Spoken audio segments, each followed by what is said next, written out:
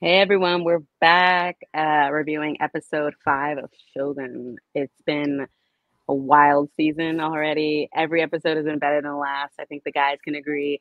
Let's bring them on in. We have Bizzy, Ronin, Sam. Hello, gentlemen. What's Hey, up? hello. What's up? How are we feeling about episode 5? So much happened that we couldn't even remember that all of it happened in this episode. We thought some of it happened in 4 and some of it happened in 6. hmm No, it happened in this episode. What are your thoughts about this I episode, you feel guys? I feel like a broken record because after episode 1, no way we're topping this. After episode 2, no way we're topping this. And now we're at episode 5, and I'm like, it's the same exact thing, you know? And they're managing to bring out emotions that, like, they're giving us every emotion in the playbook. Like, we're feeling everything. We're feeling every move these characters make, characters that we didn't really feel like we were gonna have a connection to. We're like connecting to. Like when we first started the show, like I was just like, I don't know if I'm gonna be able to get behind certain characters. There's some characters that are like, okay, I think I'm gonna enjoy Blackthorn, but I don't know how much I'm gonna, really, connect with them. And there's just more and more moments where I'm like, okay, he's actually not that much of a selfish dude. Like this is just getting more and more interesting, and I'm loving it. The writing's beautiful too. Yeah. For me, it's just interesting because, like Busy said, like each episode gets better and better and better. But I think that the most interesting thing is that every single character is evolving as well. Like Blackthorn episode 1 is not the Blackthorn we get in this. And even in this episode, through his actions, there's a cause and effect in a negative way. But yet, by the end of the episode, he gets a real revelation. We really admire him on a different level because of the way this even ends. I don't know, man. This episode was emotionally compromising to me. Like as soon as I was like, dang, he hurt my heart. All of a sudden, like the floodgates literally come. And so it's a freaking phenomenal show. But I think this episode was an example of why this is such a great series, to be honest.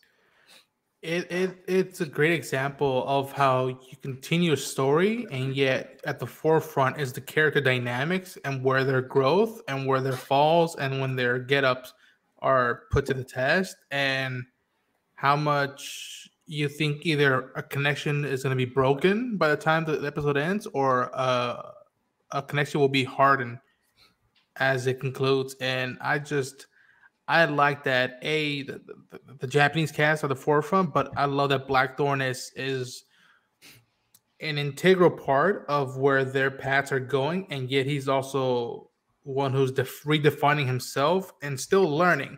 The one thing that people could either fault when this show is being played out or when they watch this episode is like, damn, he's still as stubborn and boneheaded, if you will, to be the way he is, and yet there are moments where he does shine and says, okay, he's taking in the culture, what he has to learn with the language, and it's what a creative hopes for they can achieve and what viewers and fans hope they can receive with storytelling. Yeah, I think this was every character we saw, we learned more about, but there was a lot of growth in Blackthorn's character. And we see it especially from episode 4 to 5, where it's like this beautiful, wholesome growth. And then we start to see like the consequences of like his actions and words that he's still trying to navigate.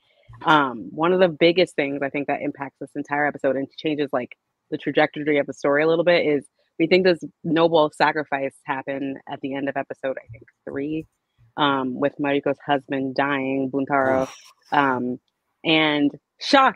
And someone pointed out, I think it was Bizzy pointed it out, that we never saw him die on screen. I was like, oh my God, that's not, I don't think that's going to happen. Yeah.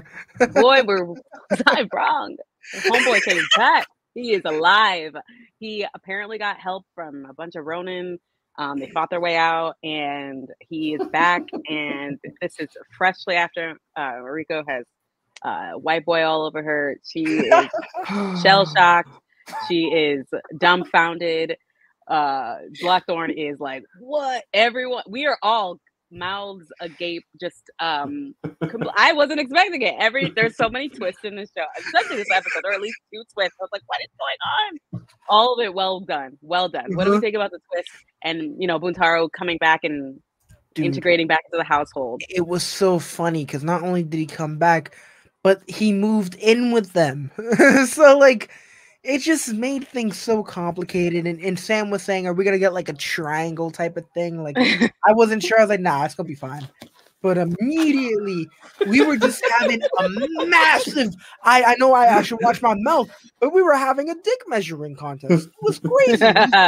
You're going back and forth, like, and it kind of really showed like the traditions and how kind of abusive Mariko's husband is with the whole. This dude is extremely hammered.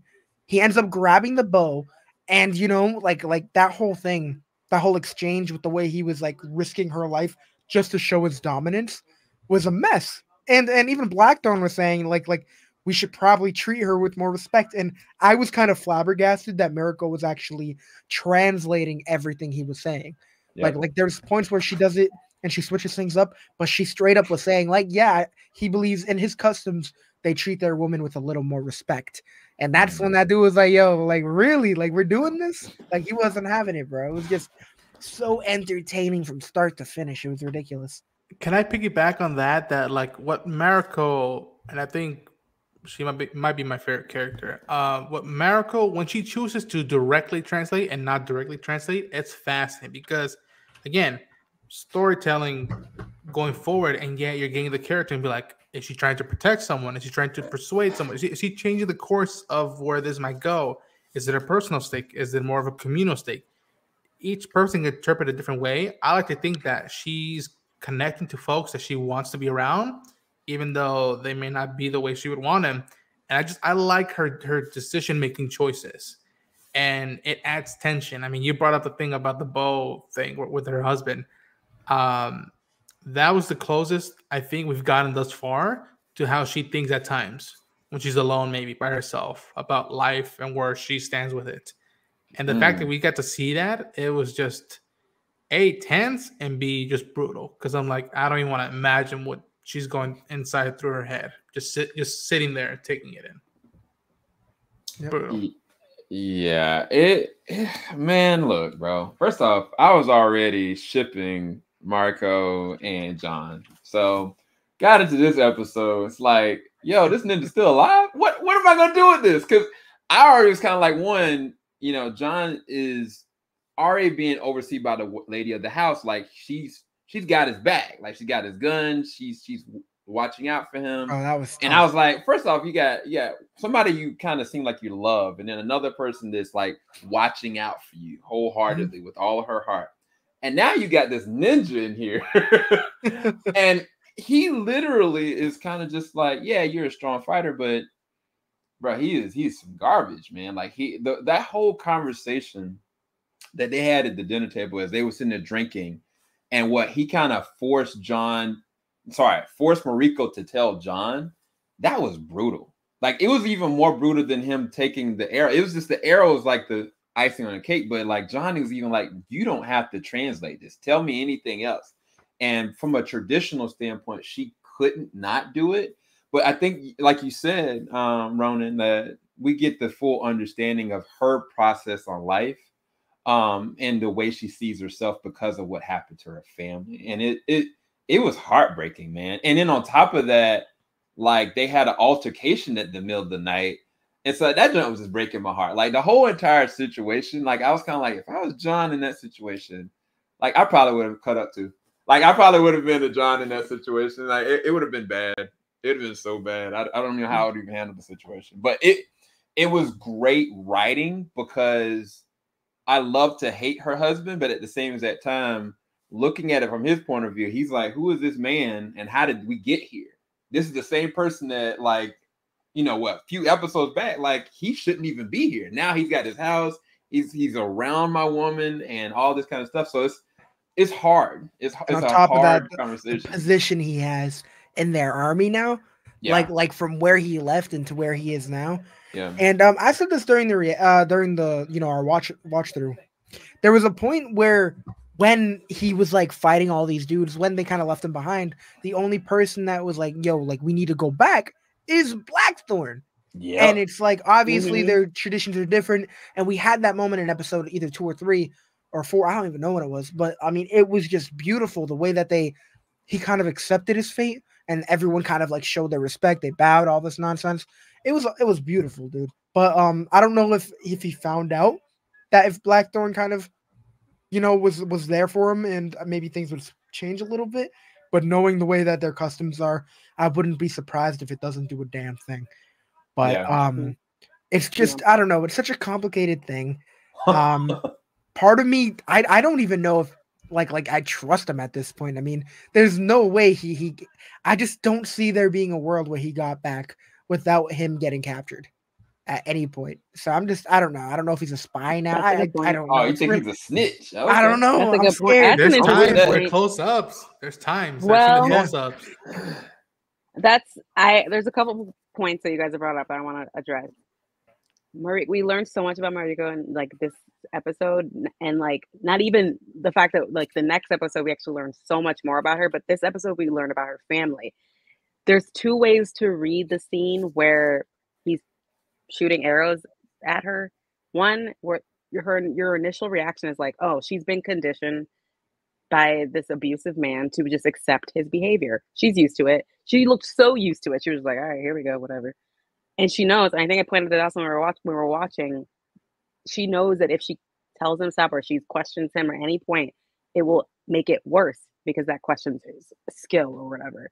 So there's one way to read it. But then we learned the fact that she's actually suicidal, suicidal ideations, wants to join her family because they all were murdered, killed by her father because he was forced to, because he killed the previous Taiko, which is insane information. We learned so much about the interconnections and weavings of of all these characters. And then we learn that, and then you read that you look back at that particular scene in a different way. Like she was like, if he kills me, he kills me, whatever. At least I can be with my family. And that is, it just shows her in such a heavy light. Like that's a really intense character to build and not immediately feel sorry for her, because I don't feel sorry for her. I empathize with her, but she's so strong and so committed to her ideals that I really empathize with her. I think that's so important. Another thing is that he was so mad when Taro was so mad. He's like, don't talk. He's like, we boast about, Blackthorn's like, we boast about our heroism and our battles. Like, tell me about it. Like he's used to people boasting about like his culture. They boast about their wins, and Taro's like, what? I should have died. Like that's the vibe I got. He was like, I should have died. Like I shouldn't have made it out. It's dishonorable. Like you guys all said goodbye, your goodbyes, and now I'm here. I'm just a ghost.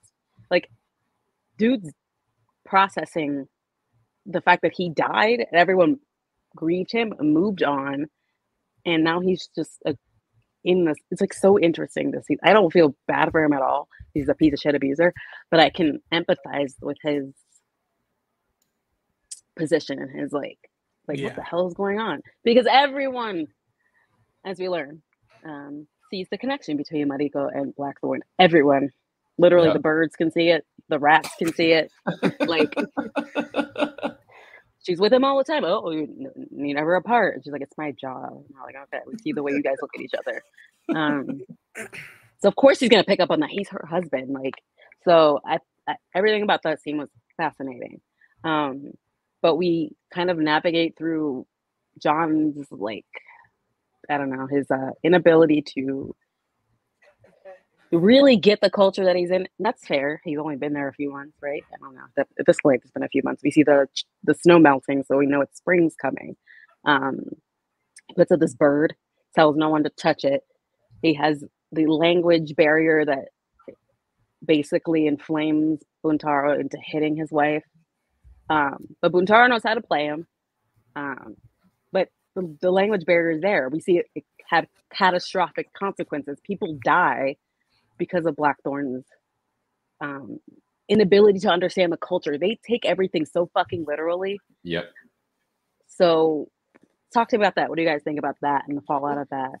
The thing is, it's like when there's like miscommunication, specifically with John, I immediately think it's kind of like a comedic moment. I'm like, ha ha, ha, like he said die instead of like, hey, hey, just don't touch it or there's gonna be consequences. And I'm just like, oh, like I don't know. It just kind of, I thought it was funny because when in real life, when there's like miscommunications like that, when you say a different word, it's kind of a laugh thing. You know what I'm saying? But not here. So we end up. I was kind of depressed because at the end of it, I'm just like, yeah, this is gonna be a funny situation. And of course, they had to do this to an old man, not any character. It happened to be the dude who, like, of course, had a moment with John earlier in the episode, talking about how the garden's like not complete until there's like a little. He's talking about the rock, all that nonsense, and that was just, oh man. At the end of the episode, when we have John setting up the rock, oh my god, dude! Like, I didn't think I was gonna feel that much, especially for a character who's just been sitting on the sidelines like that. Like, they're killing it, man. Come on. But it's a way to commend the writing that I'm like, I saw the birthday when he said die. I was like, oh no, please don't do this to me. And I thought for a second it might be Fuji, or I was like, oh no, please don't do this. And the fact that I think I said, I'm like, what a beautiful moment with the gardener about the stone and whatnot. And then to hear why he did it, and then why he specifically chose to do it, it's just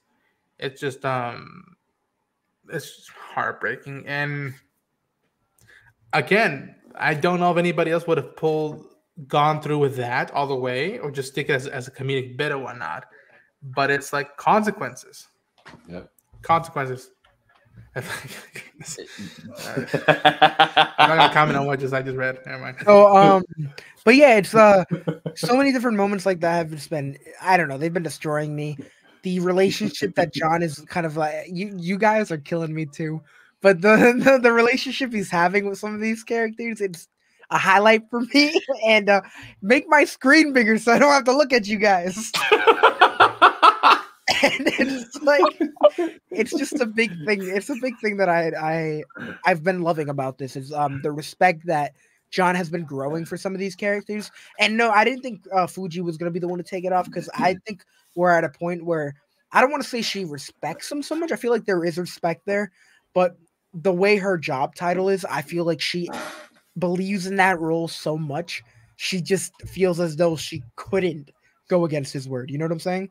So she was the last person on my mind, because we even saw that earlier on. The fact that she pulled guns on other people, from her, on her own people to protect this man that, she was ordered to protect. It just shows how much she takes her duties, seriously. You know what I'm saying? She was the last person I thought who was going to take down the thing. You know what I'm saying? One would say that she maybe found a new purpose, because that was the heartbreaking thing initially from the start, was that she was robbed of a purpose. And Jesus Christ. But yes, Fuji, again, I love Hiroyuki Sanada, but I'm like, I am worried about Fuji and the rest, and that's all I'm gonna say, because this is bad. No. You know what? I'll regroup. So the thing about the situation with the bird, like, John was meaning, he wanted to make it something presentable that he could be able to, like, oh, I want to show them a part of my culture, right? Which is all cool and everything, but he was distracted because there's other things going on. Because every single moment, Fuji was like, hey, can you look at this? Like, this is getting worse. People are talking about it. The signs are there. Like, people on the outside, they're talking about it. Like, even Mariko's husband was like, what is that smell? Like, what is that? And like, the person that's taking care of John is like trying to preserve his image while at the same time adhere to what he's basically stated is a life or death situation. And so it got down to the wire, and I was like, when the thing was gone and everybody in the whole town, as he was walking up, like, that whole sequence, that was just amazing writing, because it, like, they wrote all that interwoven with the main storyline, because it's like it was its own impact. Like, every single moment, like, these things that John was doing were very important to talk about, and the different things to figure out what he needs to do, but he wasn't paying attention to his home. He wasn't paying attention to his house. And the crazy thing about that is it pays off later on, because the moment that landslide happened, the first place he went to was take care of his house, take care of his backyard, take care of his rock, take care of the things that he already let fall through. He was never going to let it fall through again. And the crazier thing about that, he was ready to dip. He was ready to leave. But yet he made it all the way back to his home and checked out of the lady of the house. And I don't know. It was an interesting human moment, and it was a learning moment as well for him and for other people, because even our main character, we'll get to all that. We'll shut up. I'm really admiring the relationship between him and Fuji. The fact that him and Fuji had like some major beef, they had like a whole thing, and especially after the man died, and then he immediately goes and checks on her, and just him putting his hand on hers. I mean, you could see like the relief from her. You know what I'm saying? Like, I don't know. I truly admired that. You know, I just truly admired the acting between the two. But yeah, that's, I don't know. I'm really enjoying the relationships between him and some of these characters, because when he first kind of popped up in the show, they looked at him with like so much disgust, and to kind of like see where it's gone now, it's like I really love it. I really do.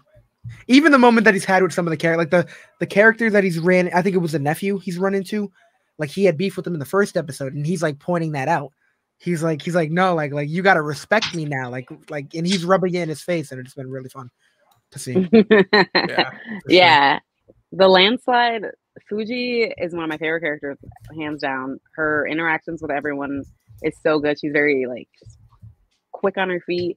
But I also like the look that she had with Blackmore after, you know, came to check on her. I was like, oh, are we gonna get a love quartet? I don't know what's going to happen here. I don't know if she's actually gonna be interested. But we'll see, because she, yeah, like you said, she's found new purpose, and I think that's nice. We'll see how that turns out, especially with the fact that the Buntaro is her uncle, legitimately her literal uncle, and hates Blackthorn, or I don't know, hates, if he hates him, he just doesn't like him. But we'll see how that plays out. The landslide was legitimately, they did foreshadow it, the earthquake, because we had an earthquake in an earlier episode. They did foreshadow it, but the earthquake coming and the landslide and the visual of like the, what was it, the village or the army or whatever, getting like kind of like swept away. It was just wonderful visuals, just wild. I was like, what the? And then of course, once again, Blackthorn saves Toranaga, and Toranaga's like bestows a bunch of shit that Blackthorn doesn't actually want. And he's like, I just want my men and my ship. And I bet you $10 that Blackthorn's men have been dead for months. Yeah, they probably died the second he left the island, and that's the crazy part. Like, I just know that's gonna come to a head when he finds out what happened to his men. That's basically it. That he knows that that's. I have a feeling Toranaga knows that, and that's why he's not saying that to him, because he knows that as soon as he loses that bit of leverage, it's like Blackthorn's gonna be a little bit more predictable and less easy to control. But I think that the relationships with them are so interesting, because Toranaga's picking up on the moments between Blackthorn and Ariko. Everyone's like, why are you guys on terms? Like, why are you guys arguing? Like, everyone's picking up on it. Another thing we haven't talked about is one last thing before I think this is the last thing. Osaka. The regents are going wild. Another regent quit. Like, you hired an actor? I'm out. Peace. So that's more politics are going on. I think that's always a little bit fascinating, and they don't spend too much time on it to like bog it down and boring shit, you know. I think they do spend just enough time on the political stuff that's going on in Osaka, to let us know what's actually going on, and to actually introduce us and build up a new character that we will be talking about. No, he did not. And yeah, so let's talk about the politics of it all, you guys, before I think we end the episode. And that's it. Yeah. It's just as intriguing and as impactful as any sword fight that they've had thus far. The fact that you feel the weight of like, well, how much of this will change the region, the realm, if this side takes it or the other side. One thing that I can say for certain is that up until now, Toranaga's like, I don't want to be Shogun. I just want to get the upper hand and make sure that the heir gets his time to do what he's got to do, while you know that the rest of the lords are ready to pick at the breadcrumbs to take over for everything, whether it be personal reasons or selfish reasons. It's something that I'm admiring, that even throughout all this politics BS, Toranaga, when he's in that room with the lords, he's like, this is exhausting. Just get this over with and whatnot. And when somebody brings it up, like, we need you to do the move, we need you to take up the title, he's like, no, I'm not going to do it that way, which makes me admire him even more. Whether he's deceiving or not, John, with his mates and all that stuff, it's another thing. But I like that you feel the weight of the dialogue, the lines being said by the lords, and the decision makings, and how very instantly within 5 episodes, it's not just them versus Toranaga. It's now okay, and within themselves, who's going to take the upper hand and who wants more power and whatnot, and what does that say to Toranaga now that he's had to deal with the landslide? So it's a fascinating dynamic that they bring with the politics side of this show. Mm-hmm. Bizzy? I don't know. This is our final thoughts, right? No, it's just Politics. I kind of spaced out. I don't know. I'm just constantly thinking about some of these moments. No, I'm not gonna lie to you guys, but it's this show has just been increasingly just more intense and more intense. And like I said, there's moments where I'm expecting the dialogue to kind of fall through, and I'm just not going to be a huge fan of it because a lot of shows don't keep you engaged when it comes to, I guess, the lore or just dialogue, you know. And this show's just doing a really good job with that.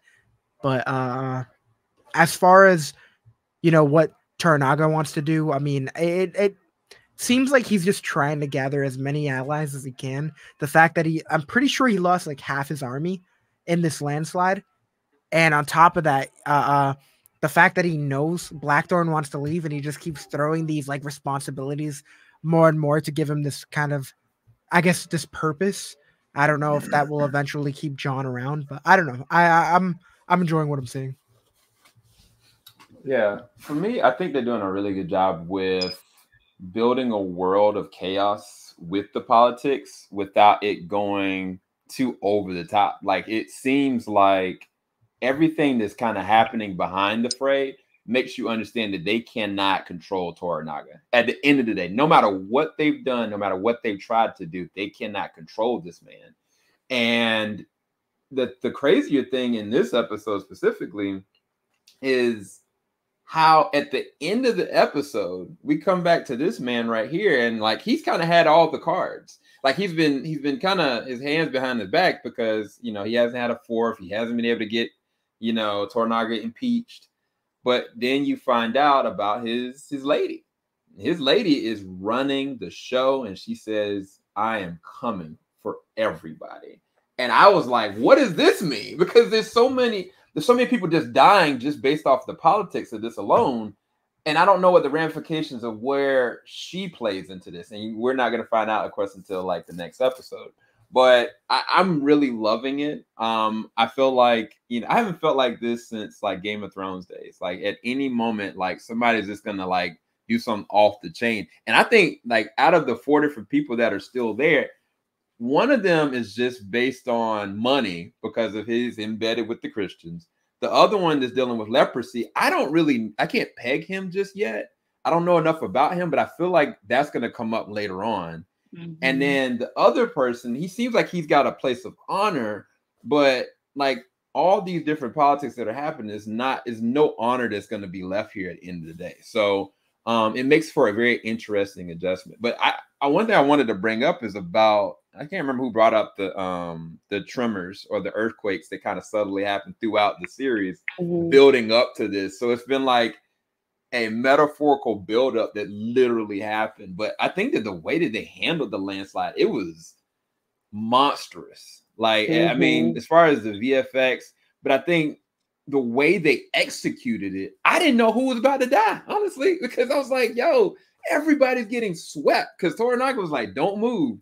Next thing you know, he's out. And I was like, what is going on right now? I'm pretty sure a majority of his like head soldiers died too, because you see like 5 dudes around Toranaga all fall, and then they immediately went after him. Like, screw everyone else. So they're digging him out. Then after they get him out, they're like, okay, we can finally rest. But it's like, what about the dudes that are like 10 feet away from you? Like, not worth it. Yeah, they're NPCs. It don't matter. But it was ridiculous to see all these people like just get washed away. And then we get that bird's eye view of everyone down below. Yeah. And it was insane. It was insane. Yeah. But again, this show has constantly delivered us so many beautiful shots, whether they're tragic or whatever the case is, and it's just been so cool to watch. Yeah, I want to see like a VFX breakdown of that because the VFX was really good, but it was when Blackthorn, went down. I was like, okay, wait, how is he maneuvering through this and falling? Like they have to have some kind of practical thing for him to be falling like that with the camera moving with him, which I was like, this is amazing, bro. Like I hope behind the this show scenes are gonna gets be awards. crazy. Like honestly, Right. honestly, yes. I can only. I also want to give a shout out to you guys talking about the shots, about how they're being made, and I'm like, also again, no dialogue, just a moment of a look says everything. What happens when Toranaga finds out who saved him, who's the first one to go? It's almost like, oh fuck you again. I was like, all right. I guess it is fate that we're buying together and whatnot. And he just laughs at it. The swords. He lost his swords, and he was like, here. And he just laughed. That was the first time he legitimately just laughed. Like, and on top of that, I think it was the first time he was like, he actually said thank you, and he meant it. Yeah, he's like, tell this white boy I said thank you, man. Tell him I appreciate it. Like I really do, but I'm not taking those. It's like it was just a really cool moment between the two. One last thing I wanted to bring up, I forgot we had talked about this. We were anticipating Toranaga's reaction to his son kind of unilaterally deciding to cannonballing his enemies, sent the head back to Ishido. So yeah, he was basically like, I'm not angry, I'm disappointed, which is the worst thing a parent can say to a child. Honestly. Like I felt that I was like, oh. Like that hurts. Such a teaching moment for real. I expected him to like pull out the belt or the slipper or something. You know, he didn't do none of that. He just gave him a stern talking to, which was worse. He gave the white boy his fucking regiment. That's what he did. Yeah, he said, "I know what's gonna piss everybody off." He stopped taking it away from you. Every time he wants to make one of the Ami mad or his son mad or somebody else mad because she whatever, he's like, give the white boy another promotion. Every single time. They get so mad. That's right. Because didn't he also promoted the nephew of what's the name as well, just to get the kid. He gave him and then just to Yep. And then he even went up to his uncle and he said, I'd like to give you the sole leadership. Yep. He's like, you think I'm not already in control? He got he got really tight. Like he got his balls like twisted there. He said flat out, like he looked at him, he's like, I'm already in control, like, bro. Oh my God. Like who you think I am, bro? I'm running this shit. Exactly. He said, you think I'm not already in control? He's like, you wouldn't have this if I didn't give it to you. It's like, bro, and that's the thing. That's not true. Toranaga is smart though, because he's doing this to destabilize all these little he knows that all these little alliances are happening and he's destabilizing it, all of them. If they're all bickering and fighting with each other over power, then they're not going to come after him. He knows, because she is the number one op in his camp right now, and he's just like, just obfuscating his little journey. You're like, I'm sorry, I'm gonna go promote your nephew. Like, what the fuck? He's just distracting him with little shit because Kashigi's petty as shit. That's why I love him. He's a great character. So I think. Can I bring up that, like, okay, if we all think by then Toranaga knows, okay, Mariko and John are, they're down on it already, and it's just like, okay, why hasn't he stopped this yet? Because he needs John and he needs Mariko, but it's also like, is there a part of him that on a personal level is like, all right, she's so tortured. What if this actually works out for both of them? What if somehow I can manage these two alphas, if you will? What if somehow we can make this work? Do you think that's selfishness, or do you think it's a personal thing of him trying to be, for lack of a better word, an uncle for her? Because I do think he does care for her. He has that much respect for her that when people, either in her family or others, have put down her, looked down on her for either being a woman or her place, she's just like, yo, learn from your daughter-in-law's attributions. Don't underestimate that. So. Yeah. No, I think it's mostly strategy, because one thing, if Blackthorn, if he finds out that his men are dead, because I assume that they are, if he falls in love with Mariko, it might just be a moot point, because he ain't gonna leave if he's in love or if he impregnates her. Even though he already is a deadbeat dad and left this like is a whole last behind. He got a whole daughter somewhere. I know. That shit is crazy, bro. Anyway, Cold in the rain. what are our last thoughts and rating of this episode? Sam, All right. you go. Going in order this Man, time. as an episode, the fact that we've literally seen a little bit more, and we went back to this and recalled everything we just talked about right now for about 35 minutes. This is a phenomenal episode. Like everything about it. I mean, I think that they handled it with care, but at the same time, they kept it really rich and raw. Like I never felt like, oh man, they're just kind of phoning this episode in. Like this felt like a very pivotal intersection episode, and this is probably one of my favorites. This is a 10 out of 10 or A+ for me. I think this may be the best episode so far. Bizzy, what about you? So I truly enjoyed this episode. There was moments like I said with the measuring contest with Mariko's husband and John. We have that moment where Mariko's husband actually goes outside and like bows and kind of makes a scene and is like, hey, like you can take me out here. I dishonored you in your home, all that nonsense. But it was just like, I don't know. I was really loving that whole dynamic, even though it was just kind of like, it felt like a cliche, like just having them kind of compete for her. I feel like they handled it in a really unique way, specifically because they both have different ideas of how to treat like a woman or just, I don't know. It's just, dog, you're crazy. But man, what are you doing to me? I'm trying to be serious out here, bro. But, that was amazing. Yo, but it's like shit. It was just interesting. It was interesting. All the different moments between these different characters. It's just been the writing's been insane. Just to see where they're going and I don't know. I'm just so looking forward to seeing the rest of the series. They're killing it. They're killing it. That's Jesus, bro. What's your grade? I'll give it an A+. I'll give it an A+. All right. Ronin, what about you? I concur with Bizzy with the A+, and I concur with Sam. This might be my favorite episode of the series. Although the fourth episode was such the hopeful and positive one that like I hold back to them because that was when everything was looking stronger and whatnot. Even though there's moments in here, but Again, I'm in awe of this show, and I will do my best each week to promote as much as I can because this should be a show that should be talked about at the lengths that we've been saying. Game of Thrones has been talked about. The way people are going gaga for Dune Part 2, they should be going gaga for this show. And the fact that Hiroyuki Sanada is a producer on this show, and he was so much hands on deck with as an advisor as well, it shows how much the right people are working on the show and how much I cannot tell if there was BS behind the scenes or not, and how much this is a personal story. And again, I don't not just care about Toranaga or Blackthorn. I care about Mariko, Fuji, the village people, and I adore it. And kudos to the crew. Kudos to the crew that put these people's makeup, the wardrobe, and how it just makes every fucking frame of this episode and this series just shine. I am very happy and honored that I'm watching it and be able to talk about it. What's your rating? A+ with a slash.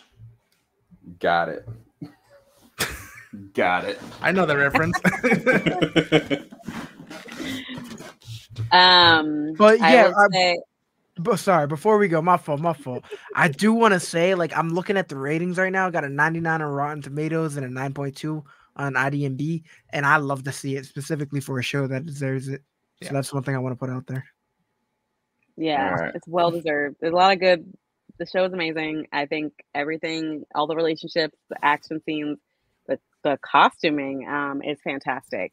So I know the chat's like this ship, that ship, whatever. I just hope that Mariko is happy. I just want her to be happy. So I give this episode an A. That's it. Not an A+. I'm just giving it an A. That was fantastic. But I don't know if it's my favorite episode of the season. I'm gonna reserve that for the end of the season. We'll see how the episodes stack up. Anyway, where can we find you guys? Bizzy, plug yourself. Hell yeah. Bizzy Braun everywhere. Bizzy Reactions on Instagram. Jeez, dude. Yeah, just subscribe to my channel. We're gonna be posting reactions over there for Shogun, whole bunch of stuff, and more stuff with me and Sam. Whether it's reviews over here or reactions over there. No measuring contests between us, but still, it's gonna be interesting to see. Are you sure? That's gonna be on Patreon only. But I'm kidding. That's a joke. Don't do that. Don't go over there. But yeah, subscribe. Hello. Ronin.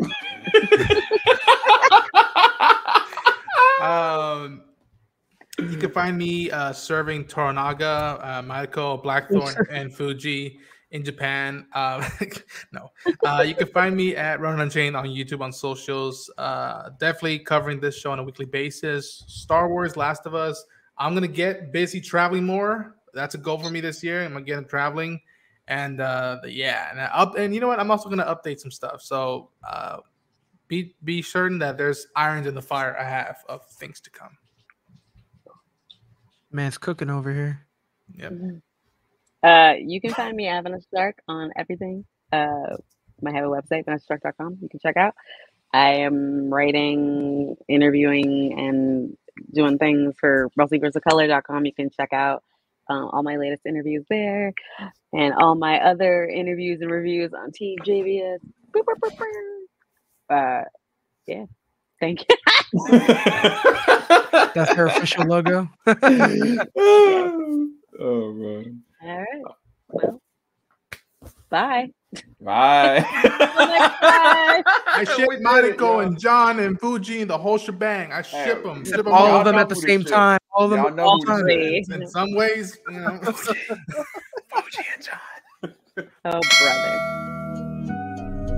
Filing out the top of I can see the skyline, 50 mile radius on my timeline. Ain't nothing on my mind.